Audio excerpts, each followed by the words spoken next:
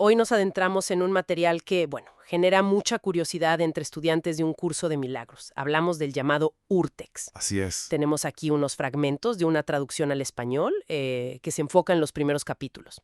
Y la idea es explorar, pues, a fondo qué es este texto, cómo se distingue de la versión más conocida, ¿no? Y por qué puede ser relevante para quien profundiza en el curso. Exacto. Vamos a analizar justo las características de esta transcripción original. Se trata de ver de cerca el material como fue dictado inicialmente, según las fuentes, claro, antes de los procesos editoriales que, bueno, dieron lugar al libro azul que muchos ya tienen. Perfecto. Empecemos por lo básico, ¿te parece? Las fuentes describen el Urtext como la transcripción directa, lo que Helen Schucman relató escuchar, mecanografiada con ayuda de Bill Dethford. ¿Qué implica esto en el texto que tenemos, en su estilo? Muy particular. Esta traducción que mencionas intenta respetar la tipografía original del manuscrito. O sea, el uso de mayúsculas sostenidas, palabras subrayadas, eran los recursos que tenían, ¿no? En una máquina de escribir, para intentar reflejar el énfasis que Schucman percibía en la voz. Ah, claro. Como para darle esa inflexión. Exacto. Es un intento de capturar esa intención original. Y esa búsqueda de fidelidad, me imagino también se ve en cómo se traduce, ¿cierto? Por ejemplo, eso del pronombre you del inglés. Correcto. Ese es un punto bien interesante que menciona el traductor de estos fragmentos. Dice que optó seguido por el vosotros en español. Y la intención detrás de esto pues es reflejar que, según el Urtext, la comunicación inicial era muy directa, hacia ellos dos, Helen y Dill, O sea, no tan general. ¿no? Le imprime un carácter más personal, casi íntimo diría yo, en comparación con la versión oficial que ya fue editada para tener un alcance más universal. Entiendo. O sea, no es solo gramática. Afecta cómo sientes el texto, a quién le está hablando. Hay otras decisiones así. Sí, hay detallitos, matices como usar ciertamente para reforzar verbos, ¿no? Intentando como emular el énfasis del inglés. O, por ejemplo, la distinción que hace entre hijo de Dios y criatura de Dios. Son elecciones que buscan apegarse lo más posible a la literalidad del manuscrito original. A veces, bueno, a costa de la fluidez o la belleza literaria que sí buscó la versión oficial, ¿no? Y justo eso nos lleva a la diferencia, yo creo que más grande que señalan las fuentes. La edición. La edición posterior. ¿Cómo se compara el Urtext con la versión publicada por la Fundación para la Paz Interior, la FIP? Mira, ahí está el meollo del asunto, ¿no? El Urtext es básicamente el texto antes de la edición principal. La que hicieron Helen Schucman y Kenneth Wapnick. En ese proceso editorial se quitaron muchísimas referencias consideradas personales, cosas dirigidas específicamente a la situación, a las dudas, incluso a las relaciones de Helen y Bill. Referencias personales. Pero, ¿cómo qué tipo de cosas? Digo, para darnos una idea. Pues las fuentes mencionan comentarios sobre eventos de sus vidas, ¿sabes?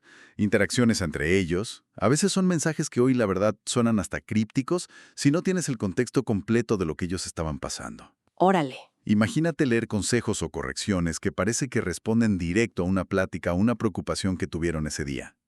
Esa inmediatez, esa especificidad, es muy característica del Urtext al principio, y fue lo que más se pulió en la versión FIP. Y claro, quitar todo ese material, pues, tiene un impacto enorme en cuanto texto hay, ¿verdad?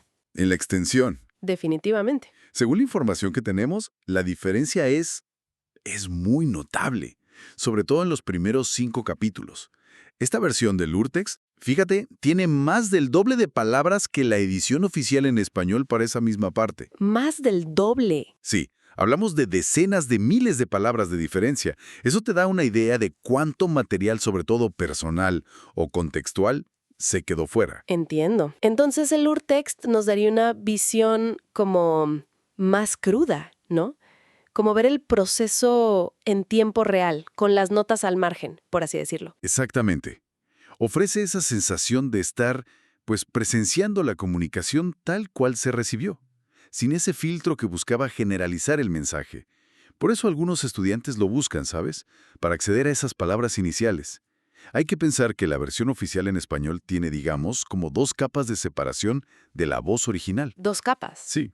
Primero la edición que se hizo al inglés y luego la traducción al español, que además buscó claridad y, pues, cierta belleza formal. Pero ojo, también hay como advertencias o matices sobre el Urtext, ¿no es así? No todo es tan directo. Sí, claro. El propio traductor de estos fragmentos que estamos viendo señala que requiere más esfuerzo del lector, es menos pulido. Y se plantea algo interesante, que la propia redacción original pues pudiera estar influida por las limitaciones o los filtros de la misma Helen Schucman al recibir el dictado. Es algo a considerar. Eso es importante. Y otro dato clave que menciona la fuente. Parece que estas diferencias tan grandes se concentran sobre todo al inicio. ¿Qué pasa después? Ajá. Según se indica, a partir del capítulo 6, más o menos, las diferencias entre el urtext y la versión oficial se reducen muchísimo. Se vuelven mínimas. Parece que el grueso de la edición y de quitar cosas ocurrió en esta primera parte. Y también es relevante que este traductor cree que la edición oficial se hizo, bueno, con buena intención y con la aprobación de Schucman. No fue algo hecho a escondidas, digamos. Bien. Entonces, recapitulando un poco, el urtext es el manuscrito original, mecanografiado, especialmente distinto en los primeros capítulos porque es más largo, tiene esas referencias personales y no tiene la edición posterior de la FIP, ofrece una mirada más directa pero menos pulida. ¿Así? Precisamente así es. Y esto nos deja, creo, con una reflexión interesante para quien explora estos temas. Si consideramos las diferencias, el proceso editorial, las decisiones de traducción, incluso esa hipótesis de posibles limitaciones al recibirlo, ¿qué significa realmente buscar la autenticidad en un texto espiritual como este? ¿Qué versión nos acerca más al núcleo del mensaje? ¿La versión sin evitar, con su crudeza y especificidad, o la versión editada, que busca más claridad y universalidad? Es una pregunta abierta, yo creo, y la respuesta pues probablemente cambia para cada persona, ¿no?